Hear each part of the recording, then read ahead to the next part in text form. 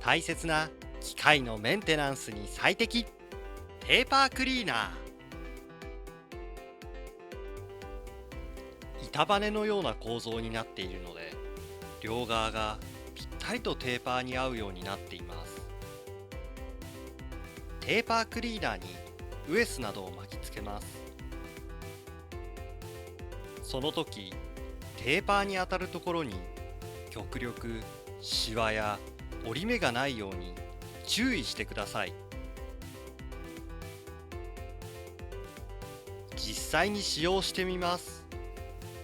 今回は分かりやすいように弊社で販売している新妙炭をテーパーに塗って使用します。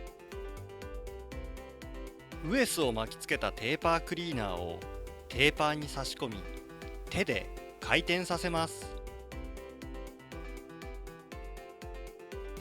ご覧のようにテーパークリーナーの両側でしっかりとテーパーをクリーニングできています。ウエス交換式なので何度も使用でき経済的です。 BT40、BT50 用の2機種をご用意しています。型番はそれぞれ TC40、TC50 となっております。